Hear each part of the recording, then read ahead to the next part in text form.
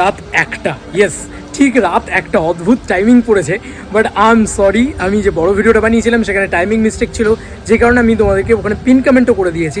ঠিক রাত 1টার সময় কিন্তু ফেজ 3 টিকিট খুলবে 2 তারিখে ঠিক রাত 1টার সময় ফেজ 3 টিকিট খুলবে এবং 3 তারিখে গিয়ে তোমরা সেই টিকিট কালেক্ট করতে পারবে এবং it is the final phase, এটা আমরা সবসময় বুঝতে পারছি। এবং এখানে কিন্তু লিমিটেড টিকিটই থাকবে আমার মনে হচ্ছে, এবং একটা নাম্বার থেকে একটাই টিকিট বুক করা যাবে, ঠিক আছে? তো এবার অলরেডি দেব শুভশ্রী জুটির এরকম একটা গ্র্যান্ড গালা ইভেন্ট, তোমরা আর লেট করো না, একদম টাইমিং যেন মিস্টেক না হয় আমার মতন, কারণ আমি একটা থেকেই বুঝে গেছি যে আমি হচ্ছে দুপুরবেলা, রাত্রিবেলা তো কেউ খোঁজে না।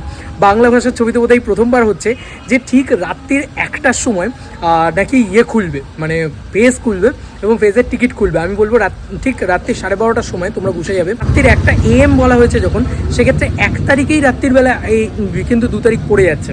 তার মানে আজকে ঠিক রাত্রির বেলা কিন্তু 1টার সময়, আজকে রাত্রির বেলা মানে আজকে 1 তারিখ, আজকে রাত্রি 12টা পেরোলেই 2 তারিখ পড়ে যাবে। ঠিক 1টার সময় কিন্তু, রাত 1টার সময় কিন্তু ফেজ 3 খুলবে। এইটা দেওয়া হয়েছে আমার মনে হয় রাত্রিবেলা দেওয়া হয়েছে এই কারণেই, যাতে প্রচুর পরিমাণে মানুষজন যাতে না জানতে পারে বা প্রচুর পরিমাণে মানুষজন যাতে না আসে। প্রচুর পরিমাণে মানুষ হয়ে যাচ্ছে অ্যাকচুয়ালিতে, মানে দর্শক বেশি হয়ে যাচ্ছে, সিট ক্যাপাসিটি কম হয়ে যাচ্ছে।